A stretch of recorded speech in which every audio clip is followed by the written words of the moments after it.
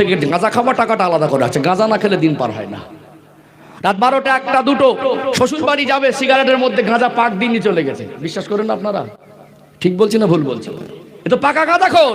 ওখানে গিয়ে একটা মান সম্মান পাবে কি না পাবে, কি পরিস্থিতি হয়। আবার মানে কি বলে, লেবুর পাতা ভালো করে ডোলে চিবিয়ে দেয়। মনে যখন শ্বশুর বাড়ি গেছি, মান সম্মানের ব্যাপার তো, ওখানে যদি বুঝতে পারে জামাই গাঁজাখোর, মানে গাঁজা না খেলে দিন পার হবে না। মানে সিগারেটের মধ্যে আগে তো কলকে টানতো, এখন সব আপডেট হয়ে গেছে, ছোট ছোট পুরিয়া সিগারেটের মধ্যে দেয়। শ্বশুর বাড়ি যাচ্ছে বিবাহ করে, এতদিন বাবা মা হওয়ার অপশন ছিল না, এখন শ্বশুর বাড়ি যাচ্ছে সিগারেটের মধ্যে করে গাঁজা পাক দিয়ে নিয়ে যাচ্ছে। গাঁজা খেয়ে আবার লেবু পাতা চিবিয়ে ফেলে দেয় যাতে ধরতে না পারে। কি গো, মানুষকে ফাঁকি দেওয়া যাবে, আল্লাহকে ফাঁকি দেওয়া যাবে? হাকু দেন না। আগে বিড়ি খেত, এখন সিগারেট খাচ্ছে। শ্বশুর বাড়ি যাচ্ছে, দোকানদারকে বলছে, দোকানদার 4 প্যাকেট সিগারেট দাও। বলছে তুই তো ভাই বিড়ি খাচ্ছ আর সিগারেট, মানে শ্বশুর বাড়ি যাবো, এতদিন আব্বা মা হওয়ার অপশন ছিল না, এক ধাপ তো বাড়তে হবে। আল্লাহ আমাদের পরিবারকে হেফাজত করেন, আল্লাহ আমাদের প্রত্যেকের পরিবারে ইসলামের আলো দান করেন। আল্লাহ দেখিয়ে দেওয়ার রাস্তায়, নবী দেখিয়ে দেওয়ার রাস্তায়, সুন্নাতের আলো আমরা জীবন অতিবাহিত করতে পারি। আল্লাহ তৌফিক দান করেন, বলেন আল্লাহুম্মা আমিন। ঠিক ভালো করে দেখবেন, আজ বিবাহের আগে অবৈধ সম্পর্ক, বিবাহের আগে পবিত্রতা নষ্ট, বিবাহের পরেও আমাদের জীবনে কখনো চোখের পানি ফেলে মাটা বলছে না আল্লাহ আমাকে একটা নেক সন্তান দেন, এবং নেক সন্তান পেতে গেলে মার জীবনে যে পবিত্রতা শর্তটা দরকার সেটাও মার ভিতরে নেই। বাবা যে ভালো হবে তারপরে বাবার ভিতরে সেই দায়বদ্ধতা নেই। বাবাও কেউ মদখোর, কেউ গাঁজাখোর, কেউ বিড়িখোর, এই তো জীবন। তাহলে এখানে গাড়ি চকচকে করেছি, বাড়ি চকচকে করেছি, মার্বেলস করেছি, টাইলস করেছি, এসি করেছি, কিন্তু আমাদের চরিত্রের পবিত্রতা আমরা করতে পারিনি। আলোচনা কি রাগ করছেন নাকি? কথা বাস্তব না বাস্তব? বাস্তব না বাস্তব? তারপরে এবারে আল্লাহ তারপরে সন্তান দিলেন, সন্তান দেওয়ার পরে দায়িত্ব আছে না নেই? আছে না? তাহলে প্রাথমিক পর্বে বললাম, বাবা মা যদি নেক না হয়, ওই পরিবারের নেক সন্তান আসবে এটা আশা করা যায় না। পৃথিবীর ইতিহাস বলছে, পৃথিবীর ইতিহাস বলছে। চলুন আর একটা দৃষ্টান্ত ছোট করে তুলেই ধরি, তাহলে আর একটু ভিতটা মজবুত হবে ইনশাআল্লাহ। ও ভাইজানেরা, সোনার মানিক যুবকেরা, আব্বারা মায়েরা, আল্লাহর ওলি হযরত মুহাম্মদ ইবনে ইসমাইল বুখারী রাহমাতুল্লাহ আলাইহির কথাটা সংক্ষেপে একটু তুলে ধরে। আজ গোটা পৃথিবীতে যত আলেম আছে, বুখারী শরীফের জ্ঞান অর্জন ছাড়া আলেম হওয়া কি সম্ভব? গোটা পৃথিবীর মানুষ এক কথায় বুখারী শরীফটাকে চেনে কি চেনে না? বুখারী শরীফের নামটা সবাই জানে। অতএব বুখারী শরীফ সহিহ হাদিসের 6টা সিয়াসার সহিহ হাদিসের কিতাবের মধ্যে অন্যতম সম্মানী কিতাব হলো সহিহুল বুখারী শরীফ। বুখারী শরীফ, মুসলিম শরীফ, তিরমিজি শরীফ, আবু দাউদ শরীফ, ইবনে মাজাহ শরীফ, নাসাঈ শরীফ, এই 6টি সহিহ হাদিসের কিতাবের সবথেকে সম্মানী কিতাব হলো বুখারী শরীফ। এই বুখারী শরীফ যিনি লিখেছেন তার নাম হলো মুহাম্মদ, আমার নবীর নাম হলো হযরত মুহাম্মদ সাল্লাল্লাহু আলাইহি সাল্লাম। আর বুখারী শরীফের লেখক তার নামটাও আমার নবীর নামে নাম। তার আব্বার নাম হলো ইসমাইল, মুহাম্মদ ইবনে ইসমাইল বুখারী রাহমাতুল্লাহ আলাইহি। পৃথিবীতে কত মানুষ ছিল, কিন্তু বুখারী শরীফের লেখক হওয়াটা কি সৌভাগ্যের ব্যাপার? কি ব্যাপার নয়? কত বড় সৌভাগ্য, কত বড় আল্লাহর ওলি, কত বড় আল্লাহর মাহবুব। প্রত্যেকটা হাদিস লেখার আগে উযু করেছেন, 2 রাকাত নামাজ পড়েছেন, মোতাকাবা হালাতে বসেছেন। আমার রাসূলুল্লাহর তরফ থেকে ইশারা যতক্ষণ না পেয়েছেন, ওই হাদিসটা বুখারী শরীফের হাদিসের মধ্যে লিপিবদ্ধ করেন নাই। কত বড় আল্লাহর মাহবুব ছিলেন। ও ভাইয়েরা, বাবাজিরা, তারা ছোটবেলার জীবনী যদি তুলে ধরি অবাক হয়ে যাবেন। ছোটবেলার জীবন যদি পড়েন অবাক হয়ে যাবেন। ওই ছোট বাচ্চা দুনিয়ায়, ওই সন্তানটা দুনিয়ার দৃষ্টিশক্তির সমস্যা। একটা সন্তান যদি অন্ধ হয়, দুনিয়ার কারোর যদি কষ্ট না হয়, আব্বা মার মনে কষ্ট হবে কি হবে না? যেহেতু বাবা মার হক আর সন্তানের হক, এটা আমার কমিটি ভাইদের আবেদনে আজকে আলোচনাটা করছি। ও ভাইরা, বাবাজিরা, একটু গভীর মনোযোগ দিয়ে শুনুন, এটা আমাদের জীবনে অত্যন্ত প্রয়োজন।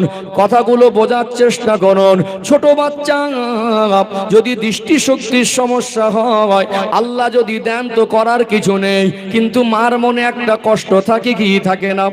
দুনিয়ার মানুষ ঘুমিয়ে যেতেন, আল্লাহর ওলি হযরত ইমাম বুখারী রাহমাতুল্লাহ আলাইহির মা, তিনি রাতের বেলা নামাজ আদায় করে এশার নামাজ পড়ে ঘুমিয়ে যেতেন, তাহাজ্জুদে রক্তে বিছানা ছেড়ে উঠে পড়তেন। তার মা ছিলেন নেক, মা ছিলেন পর্দানাসিনা, মা ছিলেন আল্লাহওয়ালি, মা ছিলেন পাঁচ ওয়াক্ত নামাজি, কোরআন পড়নেওয়ালি।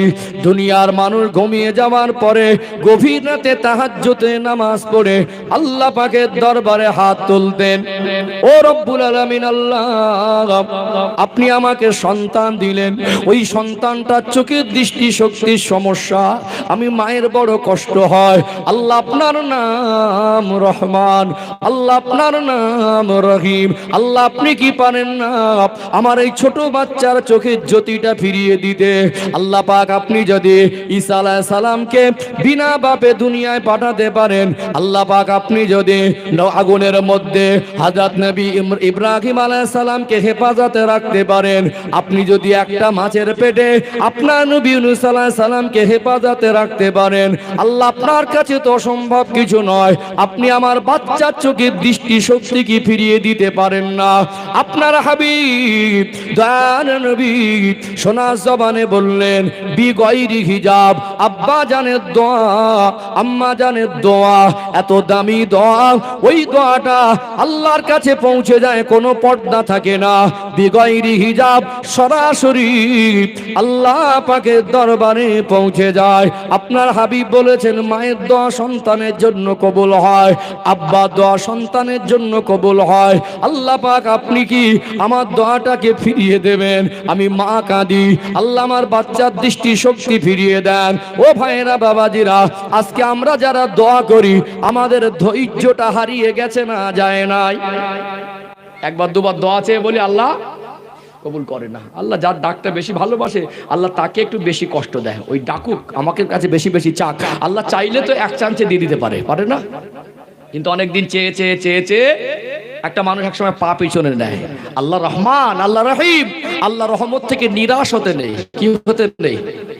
আমরা দানা ফেলে দিয়ে ফল খাবার চেষ্টা করি, গাছটা বেরোবে তবে তো, নাকি বড় হবে তবে তো। দানা ফেলে দিয়ে ফল খাবার চেষ্টা করি, ও দানা থেকে চারা হবে, চারা থেকে গাছ হবে, গাছ থেকে ফুল হবে, তারপরে তো ফল হবে। আমরা ধৈর্য কম। আল্লাহর ওলি হযরত ইমাম বুখারী রাহমাতুল্লাহ আলাইহির মা রাতের বেলা প্রতিনিয়ত কাঁদতেন। আল্লাহর উপরে কতটা আত্মবিশ্বাস ছিল, আল্লাহর কাছে কেঁদে কেঁদে বলতেন, ও দয়াময় আল্লাহ, একবার ফিরিয়ে দেবেন, দুইবার ফিরিয়ে দেবেন, 100 বার ফিরিয়ে দেবেন, 1000 বারও যদি আপনি আমায় ফিরিয়ে দেন, আমি ইমাম বুখারীর মা রহমতের দরবার থেকে আমি মুখটা ফিরিয়ে নেব না। 1000 বার যদি আপনি আমায় ফিরিয়ে দেন, আমি আবার বলবো আল্লাহ আপনি রহমান, আপনি দয়ার সাগর, আল্লাহ আপনি আমার বাচ্চার চোখের দৃষ্টি শক্তি ফিরিয়ে দেন। আল্লাহ আপনি ছাড়া আর কেউ ওই চোখের দৃষ্টি শক্তি ফিরিয়ে দিতে পারবে না।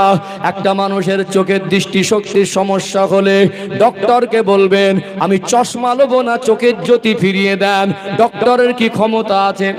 চশমা দিতে পারে, চোখের জ্যোতি ফিরিয়ে দিতে পারে না। আমার আল্লাহ চাইলে ওটা পারবে কি পারবে না?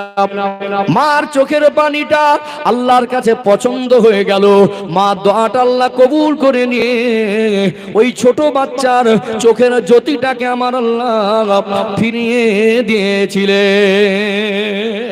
জোরে বলেন না। আর এই দেখবে বন্ধন ব্যাংকের ওই লোনের গ্রুপের হেড, ওই মার দোয়া মনে হয় তাড়াতাড়ি কবুল হবে নাকি? কথা মনে বুঝতে পারছেন না।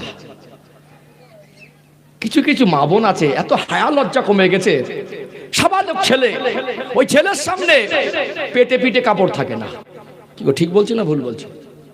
একটা ঘরে সাবালক ছেলে আছে, যে ছেলেটা 14-15 বছর বয়স, তার সামনে মার অন্তত একটু আদর থাকবে কি থাকবে না? পেট পিঠ সব দেখা যায়।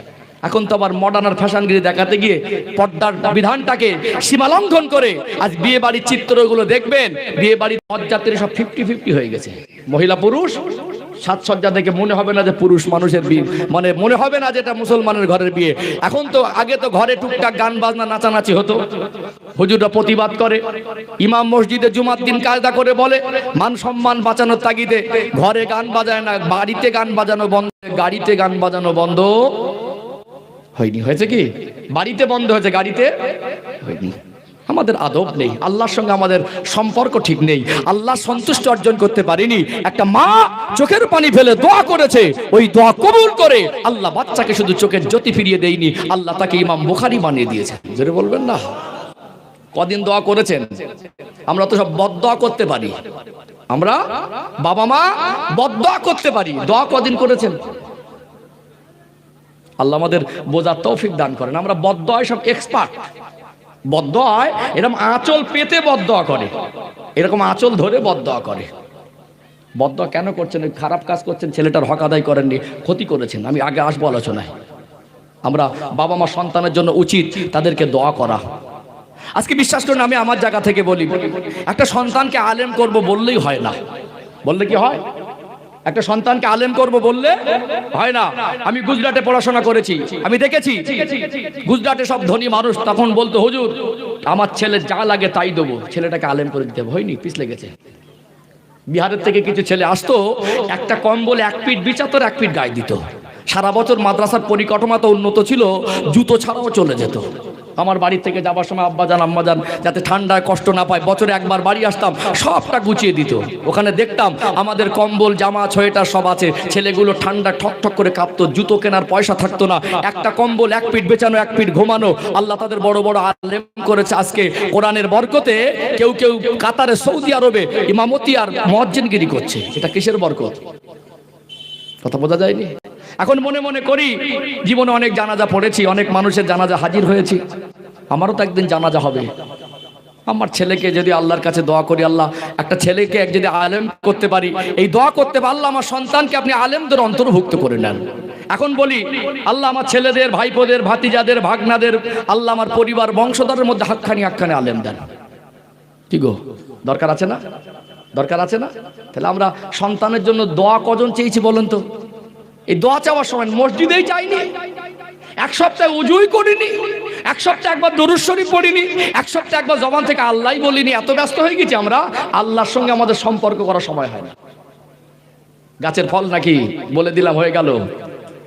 ভিত তৈরি করেন, ভালো জাতের ফল যদি হয় আর মাটি যদি ভালো হয়, হবে। ঠিক বলছি না ভুল বলছি? ইমাম বুখারী হুজুরের জীবনী পড়ে দেখবেন, অন্ধ বাচ্চাটাও আল্লাহ শুধু তার মার একটা অবদান, তার মার চোখের পানি, তার মার জীবনের পবিত্রতা, আর তার মার জীবনের আল্লাহ ওয়ালি, আল্লাহ সন্তুষ্ট জীবন, আল্লাহর কাছে এত কান্না কেঁদেছে, আল্লাহ শুধু চোখের জ্যোতি।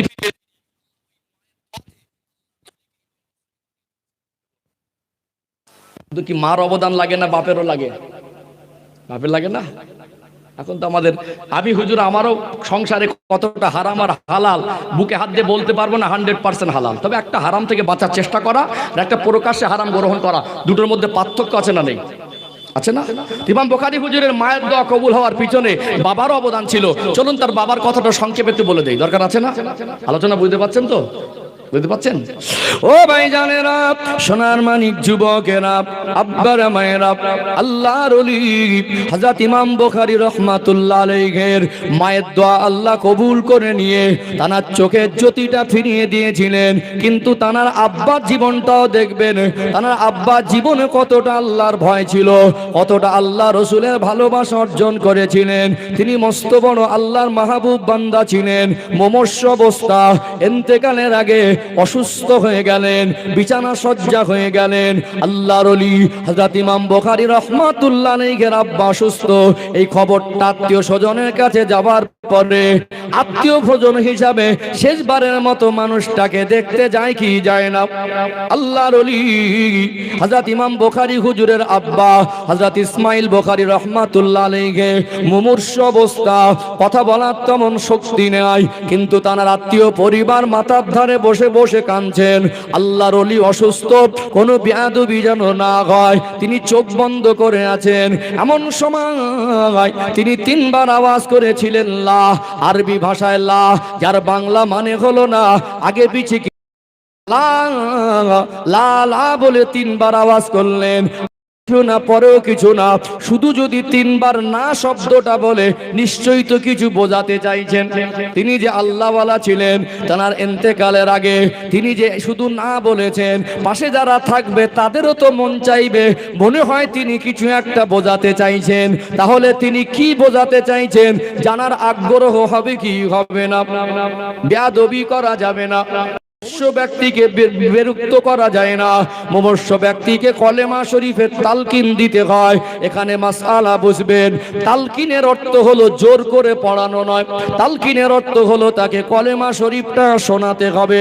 কেননা হয়তোবা 3 সেকেন্ড হায়াত আছে, ওই সময় তার শারীরিক কষ্ট, এমন কষ্ট হচ্ছে কথা বলার শক্তিটা হারিয়ে ফেলেছে।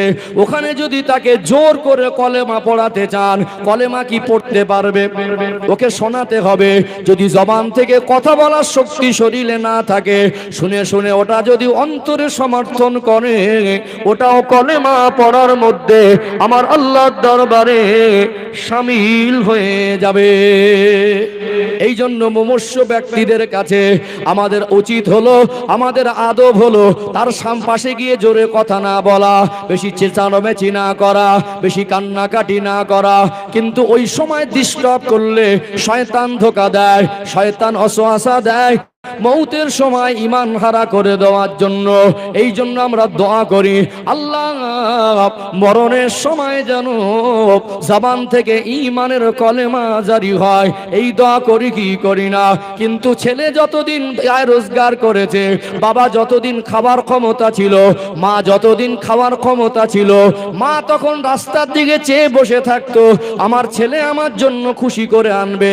খাবার শক্তি ছিল তখন খাওয়াইনি, এখন খেতে পারবে না, রসগোল্লার ছানা এনে তখন গালের মধ্যে ঢুকিয়ে দেয়। এরকম অপদার্থ ছেলে আছে না নেই?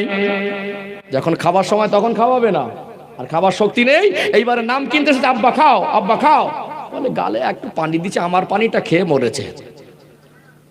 কি এখন প্রশংসা! বাপকে গালি দিয়ে, বাপের ছোট বড় কথা বলে, বাপের সম্মান নষ্ট করে গালে 1 চামচ পানি দিয়ে যে মরে গেছে, আমার হাতের পানিটা খেয়ে মরেছে। পানিটা খেয়ে 1 চামচ পানি দিয়ে মনে করলো তুমি বাপের সব মাপ হয়ে গেছে নাকি? যখন বেঁচে আছে খেদমত করেন, সেবা করেন, তাদের কাছে যতটুকু পারেন তাদের খেদমতে কিছু পেশ করেন, আল্লাহ খুশি হবে। বাপ মা দোয়া করলে ওটা আল্লাহর কাছে কবুল হবে। কিন্তু যখন বেঁচে থেকে ওষুধ কেনার পয়সা পানি, তখন পয়সা খরচা করিনি। যখন বেঁচে থেকে খাবার আচ্ছা ডাকতো, তখন এনে দেয়নি। এখন আর খেতে পাচ্ছে না, ঢোক মারতে পারছে না, ছেলে মেয়ে জামাই গোষ্ঠী বন্ধু সব এবার খাও খাও। মরার সময় সুস্থভাবে কিছু মানুষকে মরতে দেয় না, এটা আমাদের অজ্ঞতা। এখানে বসে শিখতে হবে, একটা মানুষ যখন মুমূর্ষ অবস্থায় থাকে, একেবারে মেয়ে দরদ দেখাচ্ছে, এসে টোটো ভ্যান থেকে লাফিয়ে এত চিল্লাচ্ছে, ওখানে আব্বার যা মুমূর্ষ অবস্থা, ওই রকম কান্নার কোনো মানে হয়? অবশ্যই রক্তের সম্পর্ক, মায়া হয়, কাঁদেন, ওযু করেন, কোরআন তেলাওয়াত করেন, নামাজ পড়ে আল্লাহর কাছে কাঁদেন, আল্লাহ আমার আব্বার যদি হায়াত থাকে তো সুস্থ করে দেন, আল্লাহ আমার মা যদি হায়াত থাকে তো সুস্থ করে দেন, আল্লাহ যদি হায়াত না থাকে আল্লাহ ঈমানের সঙ্গে মওতটা দেন। দরকার ছিল না? কান্না দেখাচ্ছ, কান্না কান্না যদি করতে হয়, উজু করে আমাদের পার্টিতে বসে নামাজ পড়ে আব্বার জন্য দোয়া করার কাঁদো। ইঞ্জিন ভ্যান থেকে লাফিয়ে পড়ে, টোটো ভ্যান থেকে লাফিয়ে পড়ে কেঁদে বলতে সর আমার বাপের গালে আগে আমি পানি দেবো, এগুলো উচিত না। যদি ওই সময়টা করুন, যদি ওই সময়টা কষ্টের, ওখানে আমাদের কিছু মিস্টেক হয়, একটা মানুষ ওই সময় যদি বিরক্ত হয়, বিরক্ত বোধ করে, এখানে তার ঈমান হারিয়ে যাওয়ার সম্ভাবনা আছে। কি গো? তো ওই সময়টাকে আমাদেরকে তালকিন দিতে হয়। কি দিতে হয়? কলেমা শরীফের আলোচনা। রাগ করছেন নাকি? এগুলো ঘটে না? ঘটে না? বাস্তব না বাস্তব? আমি চেষ্টা করি সমাজের, কেন এখানে আমি জানি যত মানুষ যারা এসেছেন, আমি যদি মনে করি আপনাদের মন জয় করবে, এটা সহজ। প্রায় জায়গায় আমি বলে থাকি, মন জয় করা আলাদা, হক আদায় করা আলাদা।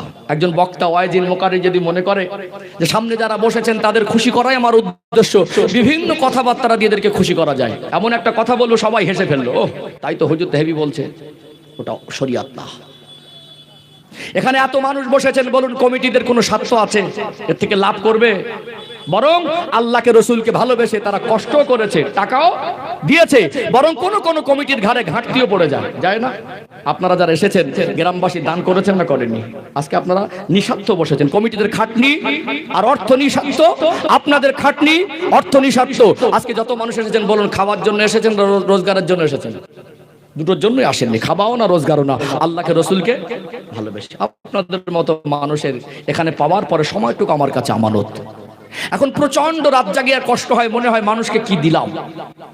মাঝে মাঝে সমাজে বিভিন্ন ফিতনা, বিভিন্ন রকম যে ফেসবুকে দেখেন দলাদলি ঝগড়া মারামারি, এগুলো দেখি মনে কষ্ট হয়। আমার কওমের মানুষের জীবনে নামাজ এলো না, আজও ভালো করে উজু করতে পারে না, আজও 50% মানুষ মুসলমান শব্দের অর্থটাই বোঝে না। তাদের কিনে আমরা ঝগড়া মারামারি দলাদলি হিংসা হিংসি এই সমস্ত দলবাজি এগুলো আমার নিজের থেকে অন্তরে খুব কষ্ট হয়। কোন জগতে আছি? তারা আমাদেরকে এত শ্রদ্ধা করে, এত ভালোবাসে, আমাদেরকে ভালো একটা জামা পরতে দেখে, ভালো একটা পোশাক পরতে দেখে, আমাদের ভালো গাড়ি চড়তে দেখে মনে করে হুজুর হয়তো আল্লাহর ওলি। বিশ্বাস করুন, আমি মনে করি আজ থেকে সব থেকে মজলিসের নিকৃষ্ট আমি, আর গোটা পশ্চিম বাংলার মধ্যে সব থেকে অযোগ্য নগণ্য আমি। বক্তা হতে গেলে যে পড়াশোনার যে তাকওয়া লাগে সেটা আমার ভিতরে সেই জ্ঞান নেই। তবু আল্লাহ যতটুকু বলায় চেষ্টা করি আমার কওম, একদিন আমিও চলে যাব, কিন্তু আমার অবদান, আমার